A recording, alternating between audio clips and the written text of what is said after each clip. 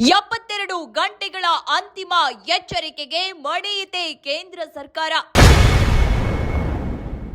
ಧರ್ಮೇಂದ್ರ ಪ್ರಧಾನ್ ರಾಜೀನಾಮೆ ಹಿಂದಿನ inside report ಇಲ್ಲಿದೆ.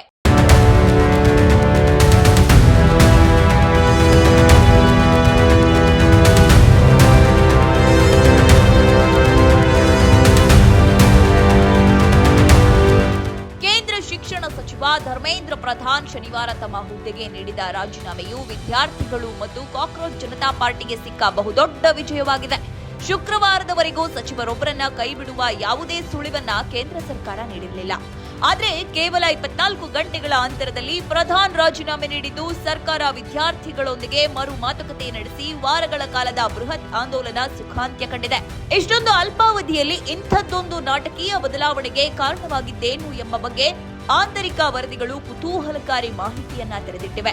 ಶುಕ್ರವಾರ ಕೇಂದ್ರ ಸರ್ಕಾರ ಮತ್ತು ಸಿಜೆಪಿ ಪ್ರತಿನಿಧಿಗಳ ನಡುವೆ ನಡೆದ 2ನೇ ಸುತ್ತಿನ ಸಭೆ ಈ ಇಡೀ ಬೆಳವಣಿಗೆಯ ಟರ್ನಿಂಗ್ ಪಾಯಿಂಟ್ ಆಗಿತ್ತು.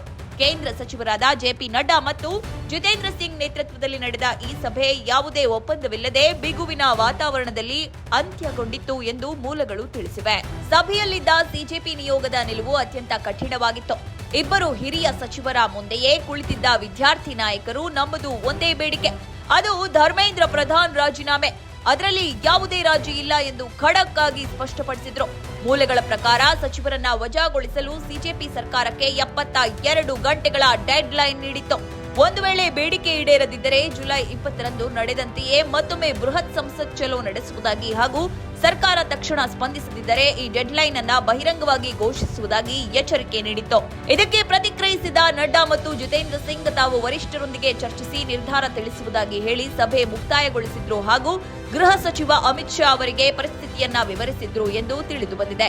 ತೆರೆಯ ಹಿಂದೆ ರಾಜಕೀಯ ಲೆಕ್ಕಾಚಾರಗಳು ನಡೆಯುತ್ತಿರುವಾಗಲೇ ಪ್ರತಿಭಟನಾಕಾರರನ್ನ ಸಮಾಧಾನಪಡಿಸಲು ಸರ್ಕಾರ ಹಲವು ಪರ್ಯಾಯ ತಂತ್ರಗಳನ್ನ ರೂಪಿಸಿತು. ಪ್ರತಿಭಟನಾಕಾರರಿಗೆ ಬಲವಾದ ಸಂದೇಶ ರವಾನಿಸಲು ರಾಷ್ಟ್ರೀಯ ಪರೀಕ್ಷಾ ಏಜೆನ್ಸಿ ಎನ್ಟಿಎ 47 ಅಧಿಕಾರಿಗಳನ್ನ ವಜಾಗೊಳಿಸಲಾಯಿತು. ಪೇಪರ್ ಸೋರಿಕೆ ವಿರುದ್ಧ ಕಠಿಣ ಕಾನೂನು ತರುವ ತಿದ್ದುಪಡಿ ಮಸೂದೆಗೆ ಕ್ಯಾಬಿನೆಟ್ ಒಪ್ಪಿಗೆ ಸೂಚಿಸಿತು.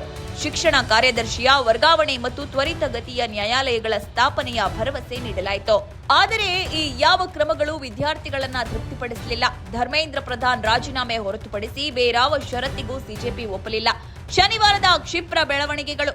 ಶನಿವಾರ ಮಧ್ಯಾಹ್ನ ಸಿಜೆಪಿ ತನ್ನ ಆಂತರಿಕ ಸಭೆ ನಡೆಸುವ ಮುನ್ನ ನಡ್ಡಾ ಮತ್ತು ಜಿತೇಂದ್ರ ಸಿಂಗ್ ಮತ್ತೊಮ್ಮೆ ಅಮಿತ್ ಶಾ ಅವರನ್ನ ಭೇಟಿಯಾದ್ರು. ಸರಿಸುಮಾರು ಅದೇ ಹೊತ್ತಿಗೆ ಪ್ರಧಾನಿ ಮೋದಿಗೆ ತಮ್ಮ ರಾಜೀನಾಮೆ ಪತ್ರವನ್ನ ರವಾನಿಸಿದ್ರು. ಪ್ರಧಾನ್ ರಾಜೀನಾಮೆ ಸುದ್ದಿ ಹೊರಬಿದ್ದ ನಂತರವಷ್ಟೇ 3ನೇ ಸುತ್ತಿನ ಸಭೆ ನಡೆಯಿತು. ರಾಜೀನಾಮೆಯಿಂದಾಗಿ ಸ್ಥಗಿತಗೊಂಡಿದ್ದ ಮಾತುಕತೆ ಮತ್ತೆ ಜೀವ ಪಡೆದುಕೊಂಡಿತ್ತು. ಇದರ ಬೆನ್ನಲ್ಲೇ ಜಂಟಿ ಸುದ್ದಿಗೋಷ್ಠಿ ನಡೆಸಿದ ಸಿಜೆಪಿ ಜಂತರ್ ಮಂತರ್ ಸೇರಿ ದೇಶದಾದ್ಯಂತ ನಡೆಯುತ್ತಿರುವ ಪ್ರತಿಭಟನೆಯನ್ನ ಅಂತ್ಯಗೊಳಿಸುವುದಾಗಿ ಘೋಷಿಸಿತು. ಸರ್ಕಾರ ಕೂಡ ತನ್ನ 2 ಪ್ರಮುಖ ಭರವಸೆಗಳನ್ನ ಈಡೇರಿಸುವ ವಾಗ್ದಾನ ನೀಡಿತ್ತು. ಸರ್ಕಾರ ದಿಢೀರ್ ಮಣಿದಿದ್ದೇಕೆ?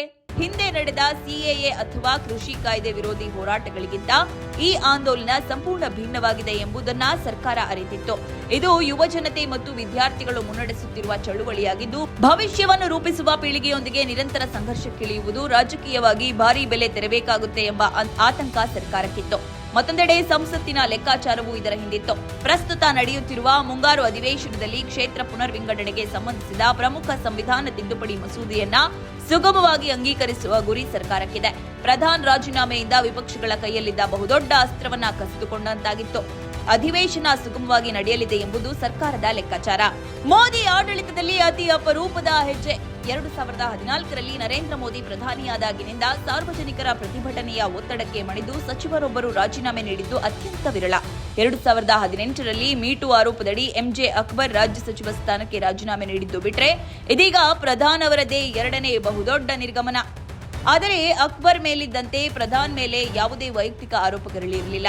ಆದರೂ ಅವರು ನೈತಿಕ ಹೊಣೆ ಹೊತ್ತು ನಿರ್ಗಮಿಸಿದ್ದಾರೆ ಎಂದು ಬಿಜೆಪಿ ನಾಯಕರು ವಾದಿಸುತ್ತಾರೆ.